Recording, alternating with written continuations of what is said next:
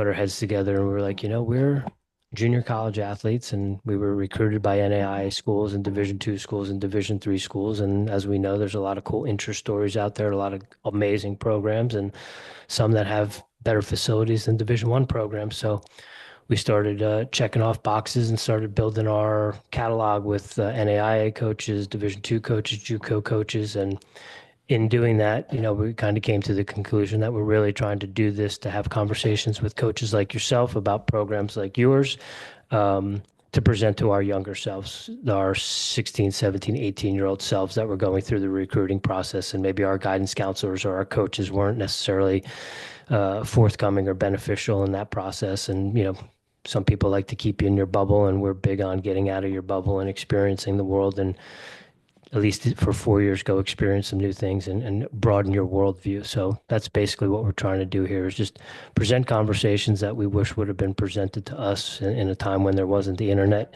so that we could have heard these kind of conversations and be like, oh my God, there's a cool place in a mountain area where it's probably really conducive for endurance training and distance running and cross country. And I'm an ultra marathoner. I'm a 3-time Leadville 100 finisher. So, that Wow. would suit Utah. Utah would suit me pretty well. We both we lived in Leadville for a while, and then we also lived in Denver for quite a few years. So we love the altitude, we love the mountains, and we long to get back out there. So maybe selfishly, we're also having this conversation to pick your brain about relocating. Love it. Awesome. That's awesome. Thanks for the recap on the background of it. It's a great Yeah. program. Awesome. Thank you. All right, ladies and gentlemen, we are back. Thanks for joining us again tonight. We hope you enjoyed last night's conversation with Coach Ruff from the University of Cumberland. Make sure you go check out their program, give them a follow, and let them know that the Airy Bros sent you. Tonight we're back. We're going on the cross country course as we do here. One night we go belly to belly. The next night we're lacing up our spikes and we're hitting the hill and dale out there. So we have the JUCO national champion, back-to-back national champions, men's and women's program this year joining us. Coach Isaac Wood is with us tonight. But before we do that, and we dive into Salt Lake Community College, make sure you subscribe on YouTube, follow the Airy Bros on Instagram, leave us a 5-star review on your favorite podcast platform. And if you're getting any value out of anything we're doing over here, we love our coffee. If you want to support the show, buy us a cup of coffee at the link below. Every sip keeps the Airy Bros going strong.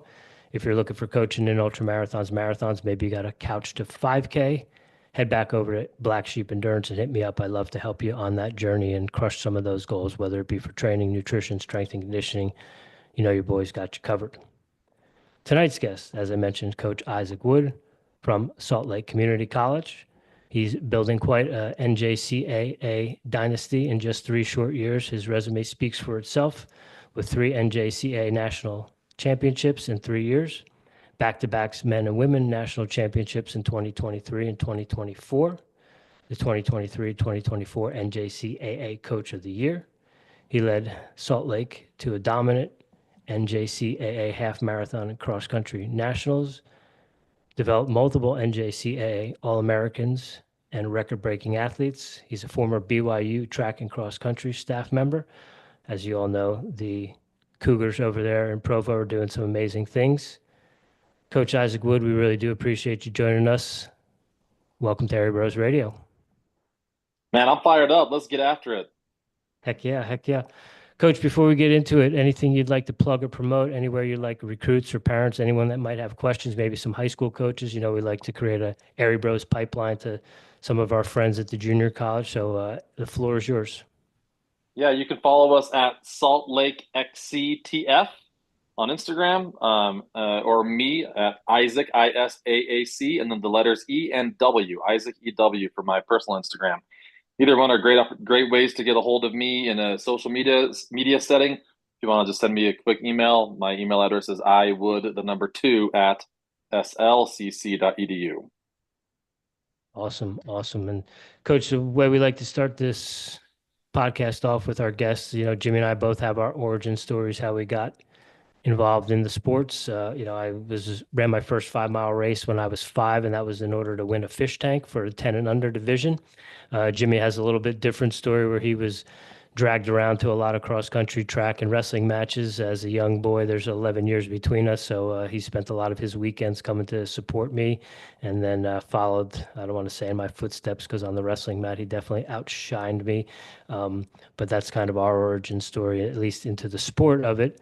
And now we're doing our best to promote the sport, and be a part of the sport with this podcast and talking to people like yourself. So I'm sure you have a great origin story, how you got into the sport and how that evolved and how you got into coaching. So let's hear Yeah, really, I've just been a great disappointment my whole life. it. My I grew up with a dad who was pretty heavily involved in USATF and the politics of it. He was a sports agent for a living for the best runners in the world. Um, One of them is the guy that you just mentioned. His team is Ed Eyestone. A few other names that you might know: Steve Jones was the world record holder in the marathon in the mid '80s. Um, Frank Fredericks, who was a silver medalist in the 296, I think. Hmm. Honestly, I think we counted one time over 50 Olympians he represented or managed during his time as an agent.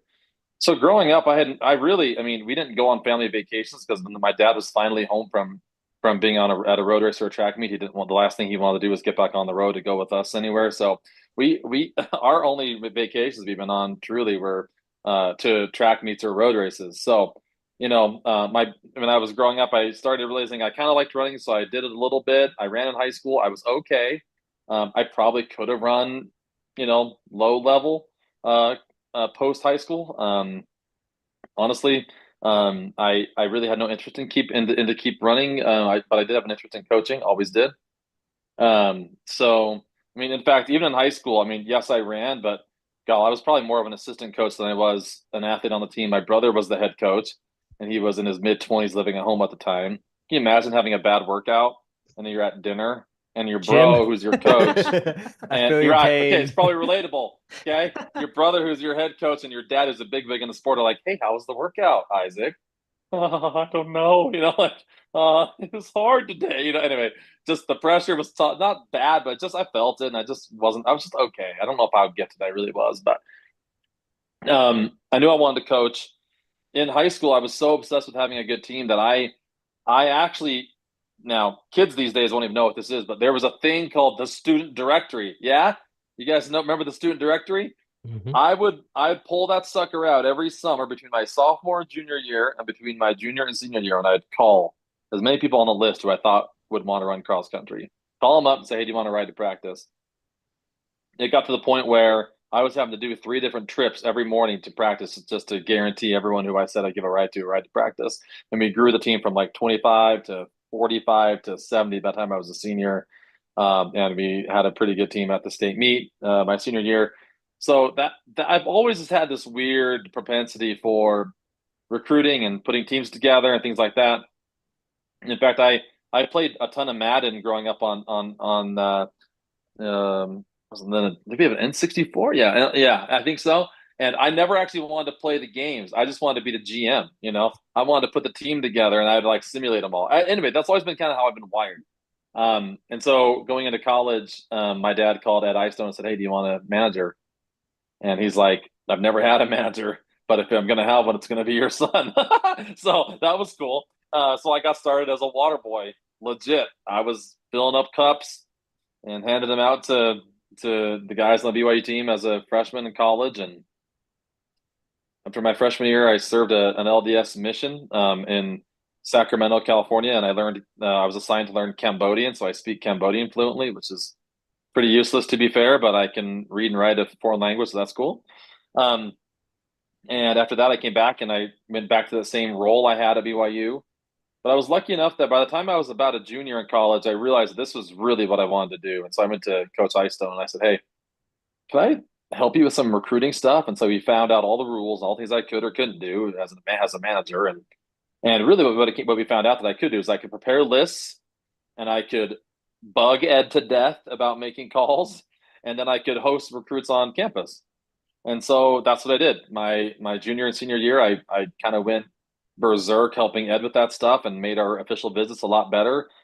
Someone who I hosted on his official visit was a guy named Clayton Young, who just happened to make the most recent Olympic marathon team for the U.S. Um, and my senior year, I knew I wanted to coach, and I thought, I probably need to get out of BYU in order to just kind of spread my wings a little bit. So I was trying to figure out how to get some sort of way to get my name out there without being Bob Wood's kid, because my whole career up to that point had been, how did you get the manager gig at BYU? Well, I was Bob Wood's kid, I mean, that's how I got the gig, right? Now, did I suck when I got it? No, but I still got it because of that. So I was like, how can I make my own path, So I sat down with the guy who was working on the BYU staff at the time, named Doug Padilla. Maybe sound familiar. Also Olympian. Yeah. Maybe one of the more underrated running figures in the state of Utah. People walk past him at meets or at various functions and they don't even know who this dude is. Maybe maybe one of the best long distance runner kickers of all time in the United States distance running history, but also honestly maybe top 10 all time in terms of what he was able to do from teams he made and records he held. But anyway, he sat me down and said, Isaac, this is something you need to do. I said, what? He's like, there's no one currently doing in-depth breakdowns or analysis on college cross country. He was like, Let's Run kind of has a thing, and Flow Track had kind of just gotten started. This is like 2012, and I thought, and he's like, you need to do that, and I was like, Doug, I'm not doing that. like, like I'm already in school. I'm naturally quite lazy. I don't want to do that. So but one night, it was like a Sunday night. I was like all up in my feelings. Probably listening to Drake back then. I wouldn't now. Just kidding. Uh, and I pulled out my laptop and I just started typing my thoughts. And next thing you know, I wrote like a couple thousand words on the teams who I thought were the top 30 men's cross country teams in the NCAA. Well, I was encouraged by Doug Padilla to put on Let's Run, which is scary, and I did. And you know what? On this little blog spot I had, about 10,000 people read it in a couple of weeks. And I thought, holy crap! Like Doug was right. There's a clamoring for just someone to talk about this. Whether my grammar was good or whether my analysis was good or not, people were at least willing to read it. So I started this thing. We called it the Wood Report. Okay, that kind of went along for a while. It kind of has evolved throughout the years to I actually created an algorithm to predict cross country meets, and that's a totally different side topic. But the Wood Report just kind of got me a name enough to be like, when I applied for this gig at Florida State to be a grad assistant, they knew who I was from the Wood Report already, and also I had some good referrals or recommendations as well at iStone, and then also Paul Pilkington at A.B.R. made a call for me, and I got that job. That was big for me. Moved out of Utah, got to another big time D1 program, learned from Bob Raymond and Karen Harvey, both big time coaches. Good experience for me. And I went from there to actually got pulled back from Florida State to the guy who referred me to the job, Paul Pilkington. I worked for him at Weber State for a couple of years. Went to BYU then got hired at BYU for 5. We really was the recruiting engine there for sure. You know, um, Definitely whatever I could do again within the NCAA rules to help in recruiting, I was doing it, and I kind of was maybe the initial guy to help really find James Corrigan, Kenneth Rooks. I was the one who answered the phone when his mom called to ask if he could use the track while he was at a church camp at BYU campus. And I looked him up while we were on the phone, and I said, "Your son is Kenneth Rooks," and he was like a 4'14", 153 guy that we didn't even know existed. And I was like, how about you give me Kenneth's number? And how about you let us know that we want to talk to him? Anyway, that's how we found out that's how we learned who Kenneth was. And Went from there. After that, by the time at BYU, I kind of got the feeling I was going to be stuck underneath iStone and Diljit for a long time, or for good reason.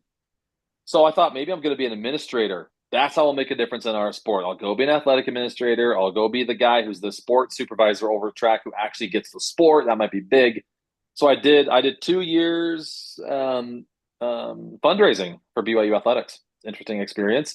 Met a lot of really rich people and found out that it's making money is so much more luck than it is skill or intelligence. And I thought I'm gonna go make money. So I spent 5 months selling tech. And I was like, what am I doing? I'm like, people are like, so what do you do? I'm like, my whole life had always been, I'm a track coach. That's who I am. And it went from track coach to I sell tech. And I was like, this ain't me, man. I didn't really know what to do, but I heard that Salt Lake Community College was starting a team. To be fair, my ego was like, I'm not going JUCO. Sorry. Like I won a national title at BYU twice. I've coached at Weber State on a team that beat BYU and Utah's women's team, and I was coaching there at nationals. We were 22nd. BYU was 23rd. Utah was 25th, and Weber State we beat that. That was a big deal. At Florida State on a big time program with Karen and Bob Freeman. I'm not going JUCO, so I actually ended up being the reference for many people who applied. And so I'm at the Boston Marathon with my dad, supporting a few of the pros that my dad still represents, and we started a pro running organization in Utah called Rep and Run Elite, or the Run Elite program. So through Rep, we had some athletes there. I get a phone call out of the blue from the AD at Salt Lake Community College. He's like, "So you're the reference for every single person we're considering for this job.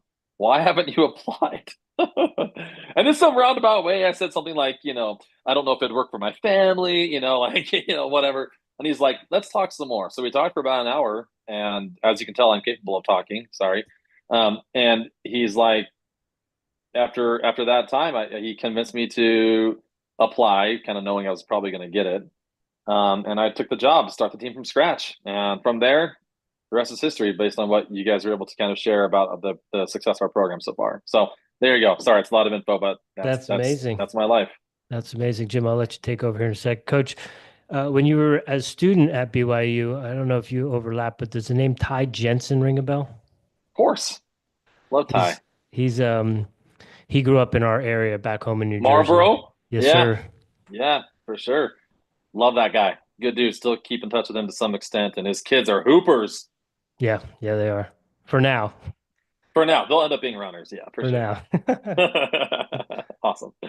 Coach, I think that's an amazing story and how you were almost destined for coaching, being your father and your brother, and you kind of had that knack to get recruits, get the list going. Even in high school, you were recruiting people. And you said you didn't apply for the job at Salt Lake because, yeah, it's junior college. Once you got the job, how long did it take to kind of, oh, this is an opportunity for kids and I can do something really good with this program and in turn the kids I recruit? Yeah. That first national championship we went to for cross country was tough for me, to be fair. I mean, I'd never been to a national championship that wasn't D1 or the USA national championship. It was different, and I even had a moment there that I was like, do I still really want to do this? To be honest, my men got eighth. We ran like crap. My men got third. We got a trophy. That was cool, but I still wasn't like thrilled. Um, but it was when track rolled around and the kids started running times that they never thought they could run. Because cross country, it's a little different, right? Times are arbitrary, meaningless to some extent, really, depending on who marks the course. I don't trust anyone. Um, so it's been track rolled around and kids started to hit times that they were like, oh my gosh, like I'm getting so much better. That's when the light bulb moment comes on for the athlete and you're like, yes, like this is the way, like that's when I was like, I really like this. Like this is awesome. And when I was able to recruit an entire year, because I got the job in May, had to have a team by August. And then those teams got third and eighth in cross. And then that indoor and outdoor season, just watching guys just like again, like I said, run times that never thought they could run. I had a guy in my team who never broke 5 in the mile in high school who ended up by the time he left me, he was a 1440 guy. Like that's when I started realizing I was like, I really like this is fun. Like I find so much joy and fulfillment in helping that kind of athlete have an opportunity and experience to get better in a place that maybe no one else would have. And isn't that the beauty of junior college? Aren't we the land of chip on our shoulder? No one believed in us. We're out to prove that we are better than all the people who doubted us, even me, right? Like I wasn't a good runner, and I've been Bob Wood's kid my whole life, and I didn't get the job at BYU I wanted, right? Like, so every day I'm out to be like, I can do this, and I'm going to help these athletes do this, and that's the land, and that's what makes JUCO so cool. It's the secret sauce, man. Seeing that kind of athlete improve and watching the light bulb come on for them is just such a cool thing. Amen, coach. That's why we love JUCO. what you just said, the opportunities that it gives kids and the kids that maybe didn't reach their full potential in high school, people aren't looking at them and you give them an opportunity and you help them grow. You mentioned that first national championship, not this isn't Division 1. I shouldn't be here. I should be at Division 1. And then track came and that light bulb went off. When you're recruiting, because I was one of the same guys. Like I went to watch Rich run at JUCOs at Alfred State, and I was like, I'm never going to junior college ever. Well, then senior year came around, and it was my only option as far as grades. So it was like, you are going to junior college, and it's like, oh, now I'm here. I'm better than this. How do you recruit kids and kind of, hey, maybe this is an opportunity. Maybe you do have Division 1 caliber skills, but maybe 2 years in junior college will be good for you. How do you kind of talk a kid off that ledge per se? Yeah, yeah. I mean, it's definitely a real thing for us. We have a unique demographic that we kind of have to recruit from. And here's why. And every JUCO coach is like they're like the kings or queens of like, you know, justifying or like, being martyrs about their situation. This is me attempting to not do that. I'm just trying to educate on our situation. Okay. So we don't have on-campus housing, don't have a cafeteria, don't have a track. We really don't have facilities, right? We literally have an office for me. We have a weight room, and we have a building that lets us kind of hang out and put our stuff in there before we go for a run, and a parking lot. That's all we've got. And so I can't have international kids. I've tried. It's tough. They're basically our athletes, our local athletes become professional chauffeurs for the time that they're there. It's not fun. Or they have to learn how to take the bus, and the public transit system in Utah is just mediocre at best. So, are the demographic we do the best? Oh yeah, you have a thought? No, forgot We're that you good. did Okay, forget something, Jim. That's our way Yeah. to talk to one another. my fault. Jim, you're supposed to say, "Don't break your train of thought. Keep talking." Yeah, good. So when I first got hired, I was like, okay, how can I get this upper middle class demographic to be interested in this, right? Because most of the kids that I'm recruiting are coming from upper middle class families. Parents went to BYU, or parents are, fairly well off or very well off, highly educated, where the idea of going JUCO was like, huh? You know what I mean? Not all of them. Of course, I've got kids on my team who they were already stoked for the opportunity from the get go, but the demographic of the kids that we were typically really getting after, not all of them too, but a high percentage are that demographic. And so I kind of was trying to think when I first got hired, like, how can I help differentiate what we're doing versus another potential situation or whatever?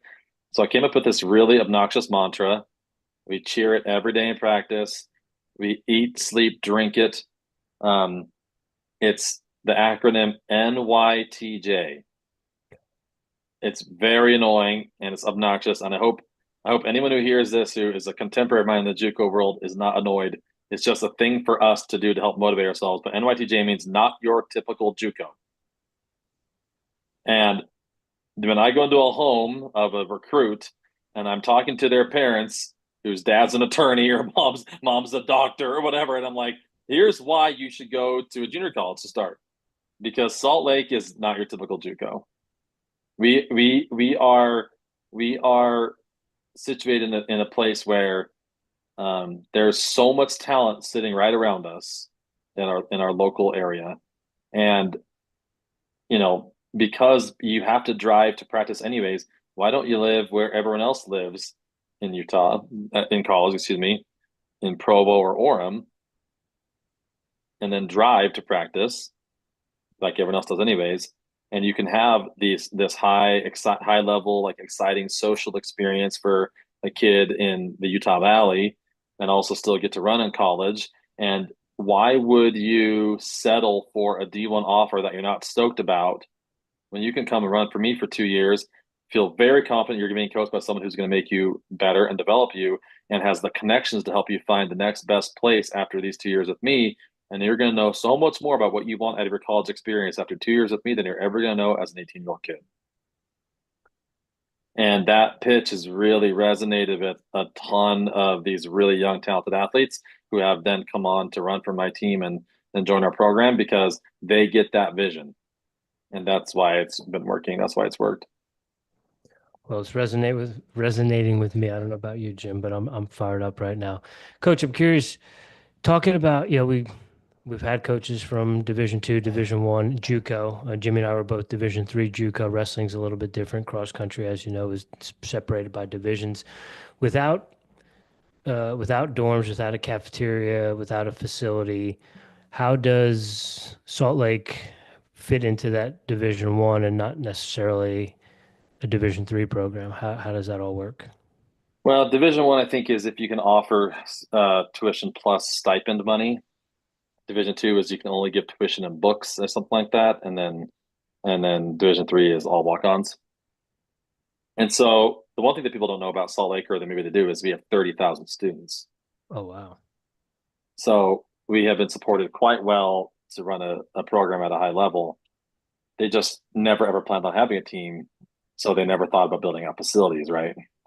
Um, and so they actually moved us to the furthest south campus, as close to Provo/Orem as possible, because they started realizing that's where most of our kids live. So it's 15 minutes from my house, where I live in kind of more south, more in that southern part of the Utah Valley. And so um, we have great support, and that allows us to have opportunities to travel. I always tease around with recruits that I don't fit well on a bus. I'm 6'6", 250, I don't do well on a bus for 8 or 10 hours. I can handle a plane ride for a couple hours, but I'm not a bus guy, so we don't bus much.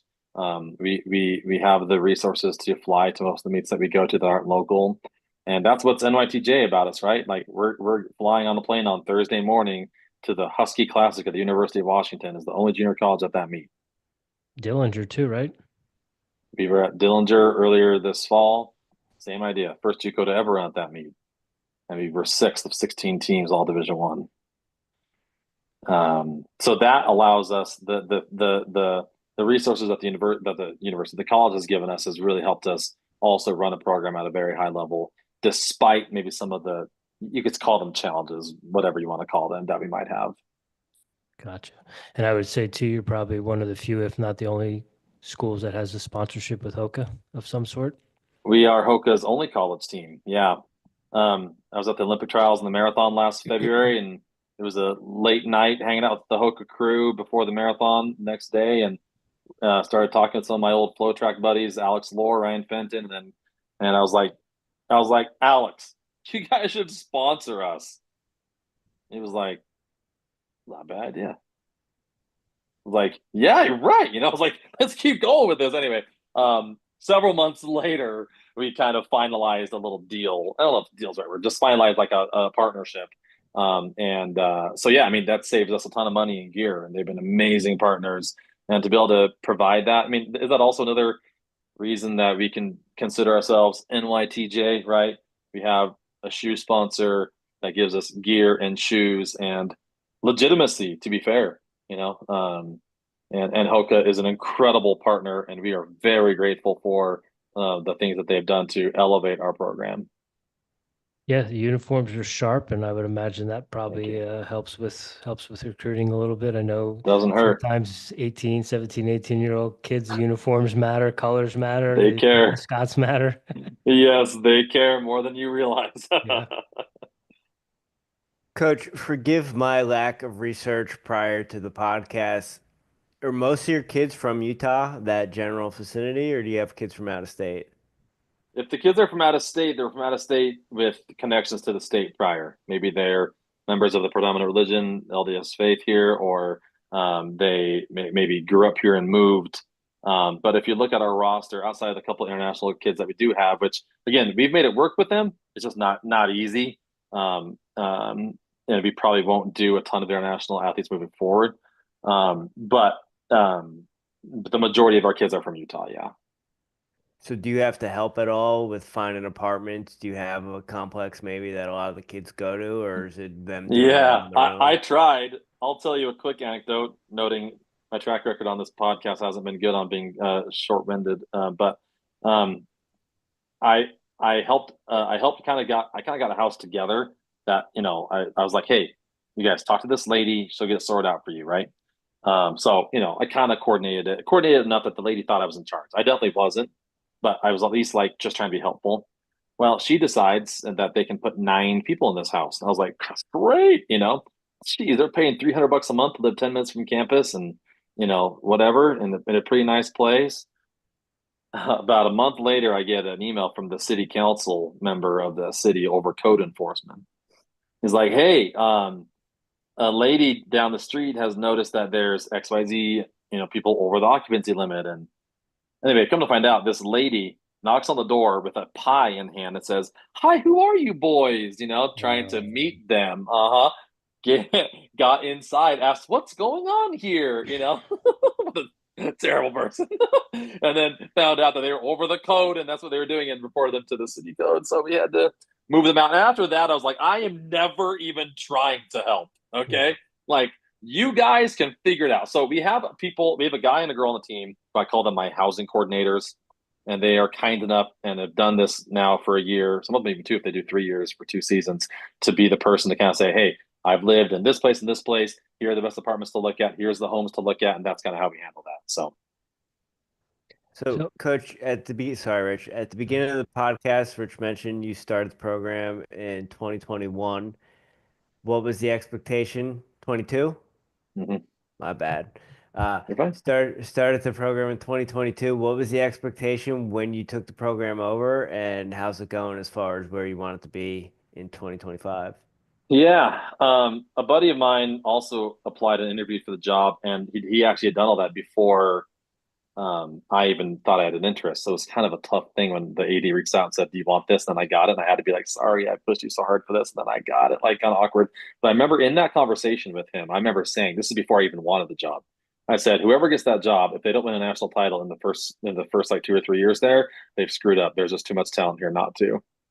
So when I got hired, I was like pretty dead set on we're gonna win a title ASAP.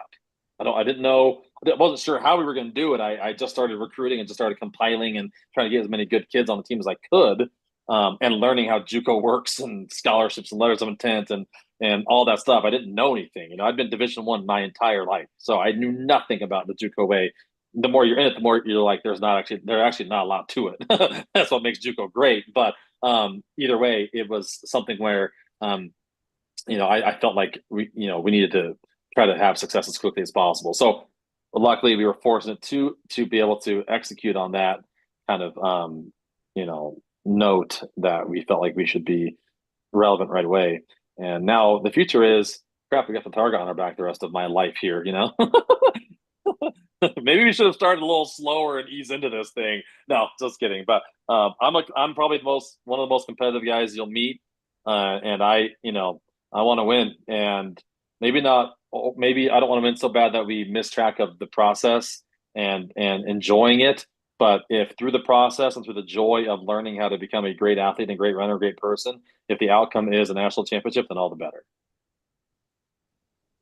Coach, you mentioned that gentleman who was also up for the job and saying that, if whoever gets this, they don't win a national title in the first, 2, 3 years or whatever it is, they're doing something wrong. And I think there was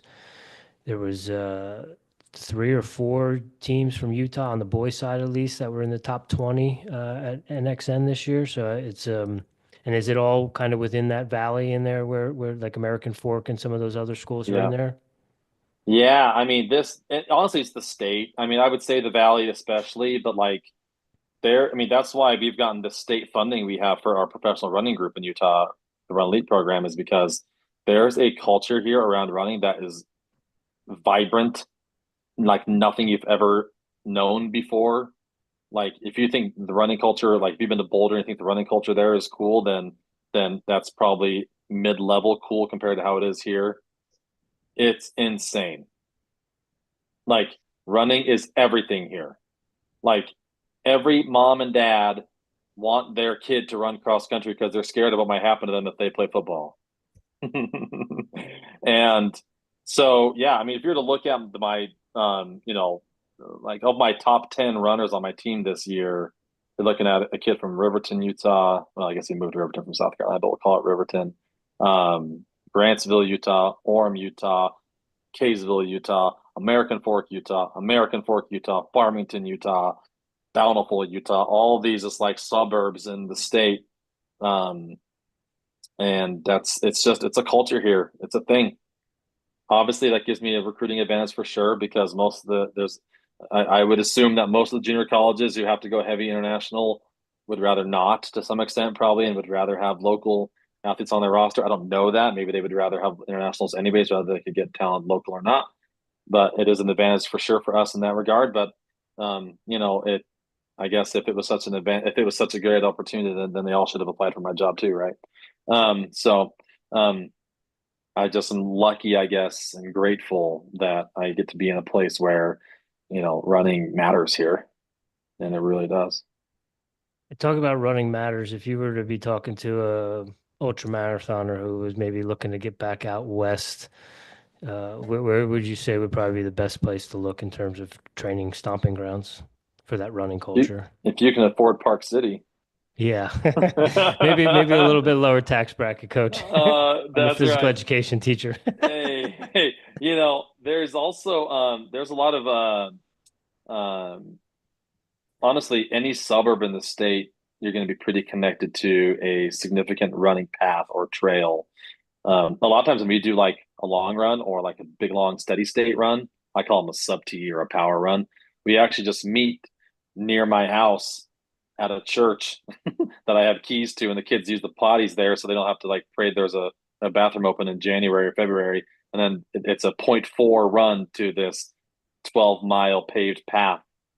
You know, how sweet is that? And That's so pretty we'll do sweet. runs from there all the time because it's and you could go right, you could go one way to get to that trail, or you could go another mile another way, and you're on a totally different trail set that goes for another 10 plus miles the other direction, totally separate, perpendicular to the other one. So it's just really there's a lot of great benefits to living here from a running perspective, and also obviously we're living at altitude, which also Hmm. helps. Jim, Yeah, I Utah, already baby. saw when he was talking about the running community. I saw that smirk on your face. I already know text messages I'm going to get tomorrow. Coach, you mentioned that not your typical JUCO. One thing we like to do here is kind of see what makes a junior college not your typical junior college. Is there any majors? I know you said that 30,000 kids, so that's different as well, but is there any specific majors there? Anything that kind of makes it stand out on the educational side? I think from the educational side, the cool part is the teachers at Salt Lake Community College are, you know, and this is probably every community college, but a lot of them actually come from the University of Utah as like almost like a side hustle to teach down at Salt Lake Community College. So you have really, really strong professors in probably every area. The areas that are super prolific, I would say, physical therapy assistant, nurse and dental hygiene, big, and they get pulled left and right. If you get an associate's or whatever degree I think you get from those programs, you're gonna have a job and make good money like that. It's clockwork for those. Most of my athletes, to be honest, are getting general studies stuff done, taking the credits just to be eligible to run, and then are looking to move on as quickly as possible as well. It's a little bit different than some maybe other JUCOs as well because maybe some of those kids have to get associates. We don't. I rarely have a kid that wasn't a qualifier academically. So it's more about the opportunity to run at this level and develop and use it as a stepping stone to hopefully an opportunity at another school. So you mentioned not needing that associate because they're qualifying out of high school. What does that look like as far as their kids coming for 2 years? I know you said some come for three, or they just getting there for a year, getting the national title, getting out. How's that look? Yeah, it's looking more like that, which is unfortunate for me. It's like this never-ending cycle. In fact, my 7-year-old earlier today sat down with me and he's like, "Dad, you're always recruiting. Can I help?" And I was like, "Love you, buddy. Let's maybe I'll show you another time." But anyway, so the recruiting definitely never ends. I mean, I had an athlete who got home from his LDS mission last August, was just getting back into shape through the fall, and then by April he ran 13:59 for 5K, and he was out of there. He got an offer at BYU, and if you get an offer to BYU as a kid who grew up a massive BYU fan who wasn't good enough to make the team out of high school, who chose the JUCO route to run faster and then ran faster, and you get an offer from BYU, what are you going to Go to do? BYU. You go to BYU, baby. You take it all day. So I'm losing more of those type of kids than I thought I was going to quicker. Like my talent is getting snatched up fast, which is good. I'm happy for them. I mean, shoot, isn't that the point? Like, who am I to say stay longer, man? Like, shoot, I'm trying to help you get better and then move on. And so if I get you for a year, I'll love you for a year and help you get better and develop you and let you help me in some regard. You know, I feel like I've almost learned more from my athletes than they do from me. And then help them move on to an opportunity that changes their life. I would imagine that in and of itself has to kind of aid in recruiting. You know, if you have a kid that comes in, turns, you know, was maybe already fast, but kicks it up even a bigger notch and then gets a scholarship offer from BYU or Weber or somewhere else, they go back and tell that to their teammates in high school, or hey, you know, Coach Wood's got the secret sauce. You want to go work with him? He'll get you Yeah. fast. He'll get you a scholarship. I would imagine that helps Yeah. as well. It's good to develop a reputation for that, right? I mean, Yeah. that certainly helps us elevate our program and elevate, you know, it's elevating running here in the state, providing more opportunities for kids to be that kid that I was mentioning who's at BYU now.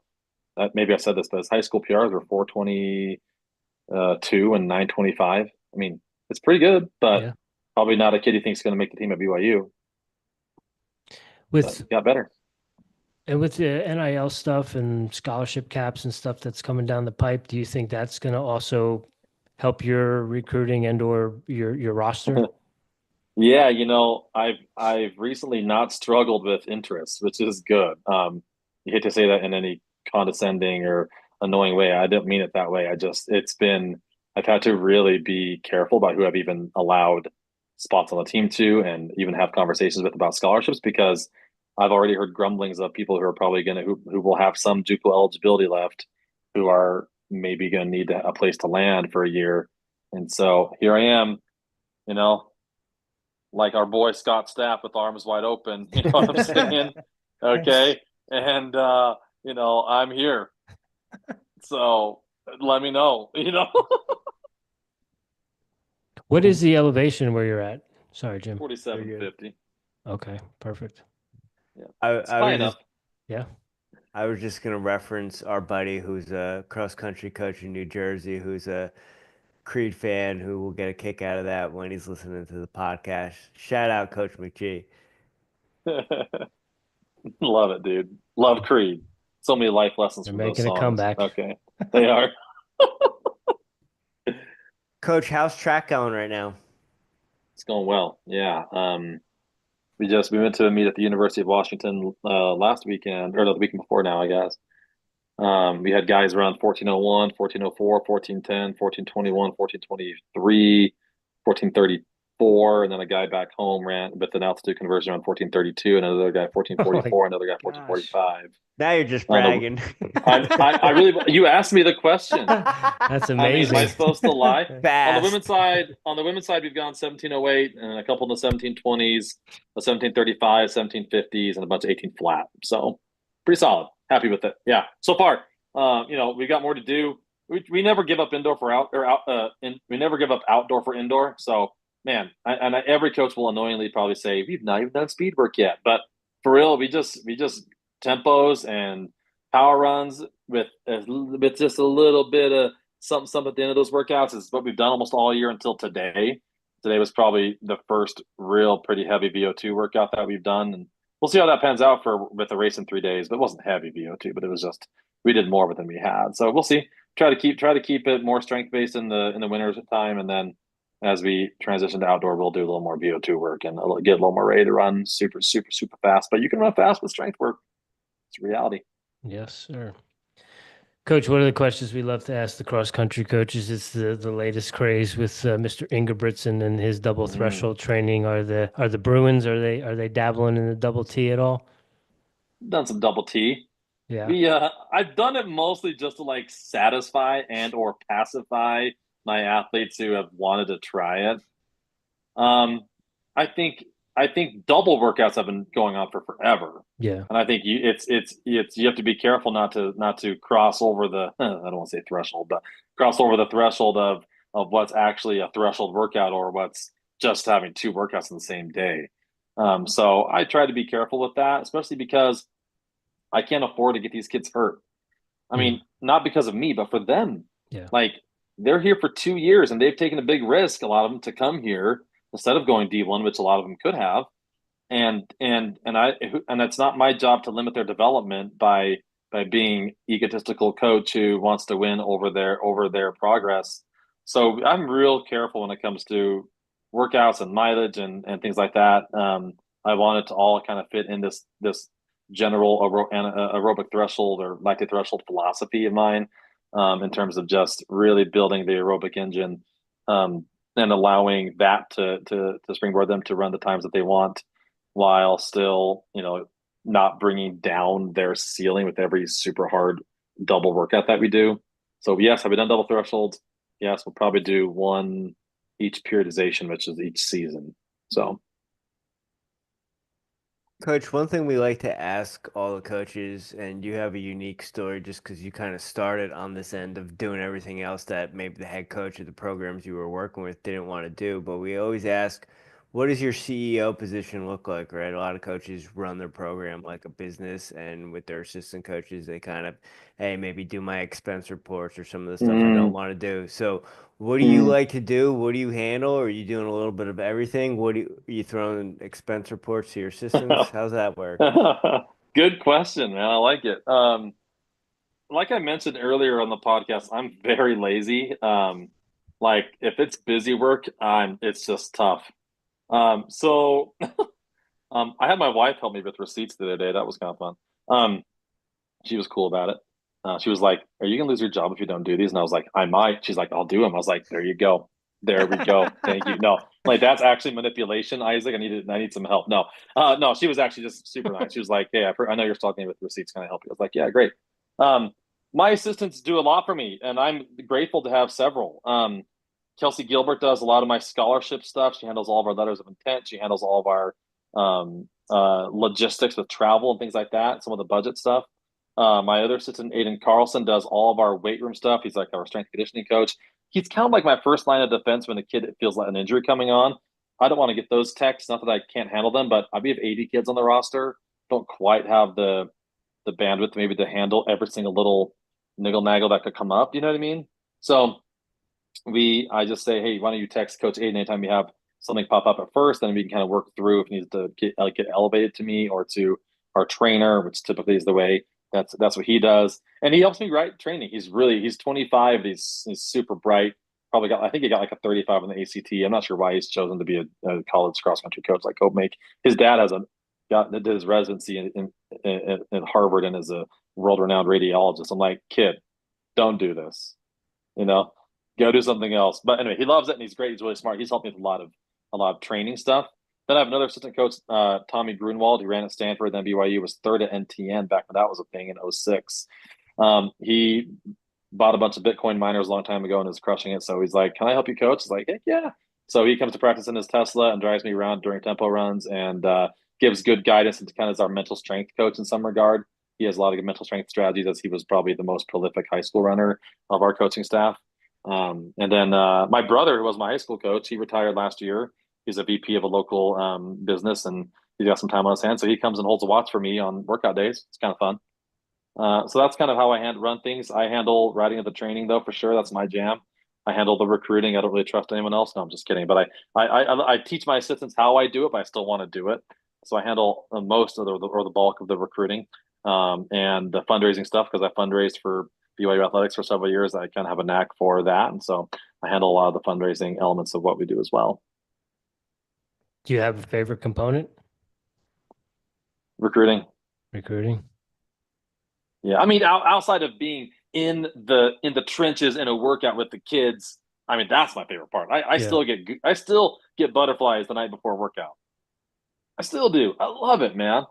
I mean, like especially when I was like holding a watch for Ed Eyestone for all these years, or showing up to Dilgy Taylor's practice just to like kind of stand around and watch and tell her what I thought, whatever. Like I've wanted this for so long. So now that I finally have the chance to be the guy riding the workouts, holding the watch, being in the trenches. Like I love that. The recruiting side of it is just probably it's just my wheelhouse. It's my bailiwick. Coach, do you have any advice for high school kids that are out there that are, maybe kind of on that cusp that are running, you know, 420 and 925 ish, and they think that they're a D1 kid, but maybe aren't aware of what was possible at a JUCO and how that could lend itself to some bigger opportunities down the road? I tell every kid, don't settle. Like, if you feel like you are settling for an offer just to tell your buddies you're going D1, you're doing the wrong thing. Like, if you don't feel like you're settling, take an offer. There's some benefit, and for sure, to 5 straight years with the same coach. There is, in my opinion, there is. But I think there's also a benefit to having a coach who's going to help develop you and hopefully ensure that your running potential and your running ceiling stays as high as possible. And that's my job. And if someone's looking for an opportunity for that stepping stone to kind of test and see what they can do in a more low risk, low pressure situation, then I think running JUCO is better than settling for an offer to a 4-year school they're not excited about. Amen. Rich, I think we could have used that advice. Yeah, well, I mean that was the deciding factor in not going to UNC Charlotte. You know, they offered me a $500 book scholarship, and that was I know I'm better than a $500 book scholarship to just to say I'm going D1 to follow Terrence. So I was like, no, nah, we're not going to do that. Mm-hmm. Right on. Coach, is there anything about Salt Lake that we haven't talked about that you want recruits to know or maybe some parents to know? That's a good question. Here's an interesting thing. We only meet for practice 3 times a week. Yep. Mondays, team meeting and a moderate run, strides. Tuesday workout. Wednesday's on your own. Thursday workout together. So Tuesday together, workout. Wednesday on your own. Thursday workout together. Friday on your own. And then, Saturdays, I guess I should probably include Saturday in there in terms of we usually have a meet or we will meet for a long run, but sometimes we won't. So it's kind of a mixed use or a utility day for me. And we always take Sundays off. And so I remember when I was first telling a high school coach when I first got the job that was going to be how he set up the team, the program. He was like, they'll never work. Your culture will never be good. They have to meet every day. You know what? It's been interesting. I was worried about that. In fact, maybe even insecure for my first year there. But to be fair, like I actually think it's helped our culture. And here's why. Our kids are so excited to be around each other when they get to be with each other that it's like fun. There's like no time for drama. It's like, no, like they're just so stoked that they get to run together and that they get to do workouts together. And you know, they still run with their teammates who they either live with or live near on the easy days that are on their own. And I'm not the only program who has a day of the week off where they just have the kids run on their own. I mean, but for most of my kids, the commute's 25, 30, 35, 40, 45 minutes. So to drive all that way just to do, 8 to 10 miles easy doesn't make sense, does it? So that's how we run the program. Some people like that and they get excited about that because they like the autonomy of maybe being able to work a little bit more on Wednesdays and Fridays or take more credits Wednesdays and Fridays or whatever. Some people don't, and that's fine. But that's an area of our program that I think is unique and is kind of what makes us who we are a little bit. I still see most of my kids a lot, not most. I still see a few of my kids on Wednesdays when I'm just in the office and they just happen to have a class and stuff, and that's great. But that's kind of how we run the program. Was that something that you came up with and developed as you got the job as knowing the landscape of JUCO and not having dorms, or was that maybe something you picked up at the Division I level where maybe they don't necessarily always meet, 5 days a week? Right. I mean, there was definitely a time when I was the manager at BYU or even as the director of ops at BYU where I don't think there was like a mandatory Ed Stone gathered the troops every day and enlightened them of his war stories of Olympiads and world champs and stuff like that. Like most of those easy days were, the kids would gather outside the track office because that was just the gathering point, for practice. And maybe Ed would come out and say, "All right, guys, have fun." They all just happen to live near the campus, so it makes sense, right? So I knew that going into the program. Like, I don't think it matters on some regard. Some coaches would say, "Well, I need to see my kids every day, or else I can't guarantee they're going to run." But to be honest, man, there's not a single kid on my team who is at Slick for any other reason besides running and their education. And they probably chose their education at Salt Lake because of the running. So if you're not running every day, what are you doing? Plus, I have Strava push notifications, so they can't escape me. No, Gotta love Strava doesn't technology. count, right? Hey, and if my kids have decided if you don't title it, it doesn't count. It cannot be morning run. Yes, you got to title it always. You have to title it, right? I would agree. I would agree. So, Rich, you have anything else for Coach? You want to get in the final four? I mean, I'm having a blast talking. I could pick his mind more about relocating to Utah, but I know he's got a 7-year-old that he probably needs to get to. It's almost dinner time out there. So right, why don't we get to the final four and let him get out of here? All right. let's go. Coach, first one I have for you. I think I already know this question, the answer to this question. Are you a coffee drinker? No. I was right. I've actually never, ever, ever even had a sip. Never even tried it. Coach, do you have any daily practices or rituals you do on a regular basis to show up as the strongest version of Isaac Wood? Yeah, I read my scriptures every day, uh, whether it's the Book of Mormon or Old or New Testament, or any of the what we call our just any of our scriptures. I read them every day to some extent, and I pray morning and night, and pray with my family every night as a family before we go to bed. Those definitely help me be my best self.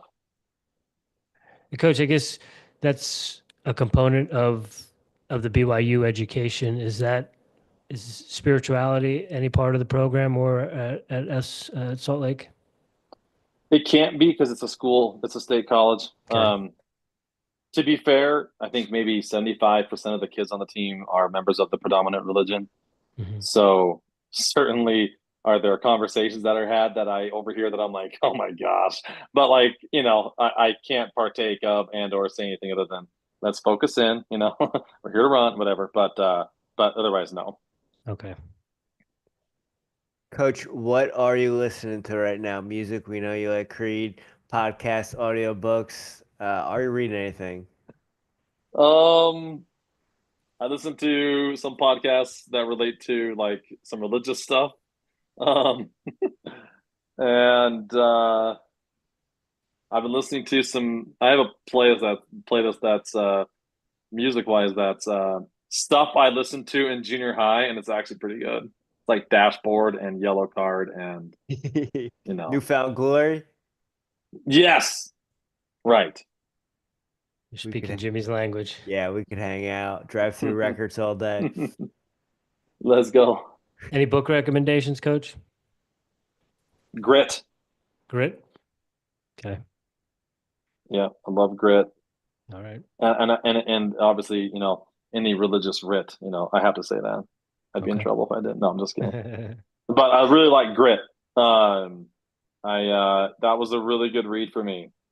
Helped me kind of realize like maybe what's inside the brains of my better athletes and what's not inside the brain of my athletes that are struggling, and how to help them self-assess and how then help them make those changes intrinsically. It's a good book.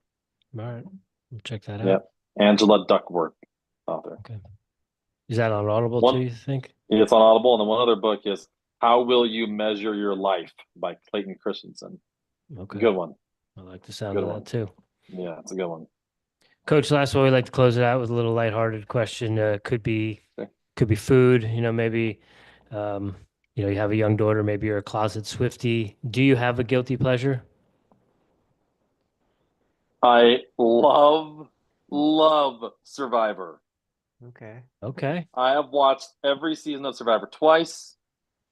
And every night before my wife and I go to bed since COVID hit, we have watched, maybe not every night, good grief, but the majority of nights we have watched an episode or two or three or four of any Survivor season we felt like watching. So, You have a favorite season? either David versus Goliath, Winners at War, or Heroes versus Villains. These are all really good. Okay. I love anything to do with Boston Rob too. I think he's a legend. Boston Rob. Who was the guy that had the blonde curly hair? Who was that guy? Johnny Fairplay. Johnny Fairplay. That's the one that sticks out to me. Yes. Johnny Fairplay.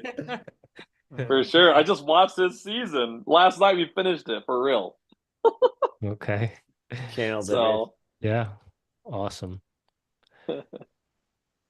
Well, Coach, it's been an honor and pleasure to chat with you tonight. You have an amazing story, and you're doing some great things out there in Salt Lake, and we really do appreciate your time, and we love doing this podcast because it just gives us more and more coaches and programs and athletes to root for. Sometimes we've got like a patchwork T-shirt that's got all of our programs on it that we like to root for when it comes time for nationals and stuff like that. But we will be adding a Bruins patch to our kit to root for y'all as you get ready to go into indoor nationals and outdoor nationals and gearing up for the fall next year. So thank you for joining us. Thank you for sharing your story and the program and insights, what's going on with everything you got going out there. We really do appreciate you joining us tonight. Thank you. Love getting to know you guys, and thanks for the time. Awesome. All right, y'all. That's another episode of Airy Bros Radio. We thank you for joining us tonight live. Next week, we're actually going to be back in Utah on Monday night. Adam Hall from Utah Valley University Wrestling, head wrestling coach, is going to be joining us on Monday night. So, again, we're trying to slowly but slowly trick Jimmy into why he wants to go out to the Utah Valley for next year. So we got Adam Hall joining us on Monday night. Cool. And then we're going to He's be back. legit. He is legit. And then a Tuesday night, we're going to be back in the Rockies with Matthew Morris. He's going to be joining us from CSU Pueblo. They're doing some great things out there, and we're really excited to chat with both of those gentlemen next week. So thank you for joining us. Coach Wood, again, thank you for joining us. And make sure you click on all the links in the show notes. Go give the Bruins a follow. And have a great rest of your week. Have a great weekend, and we will see you all on Monday.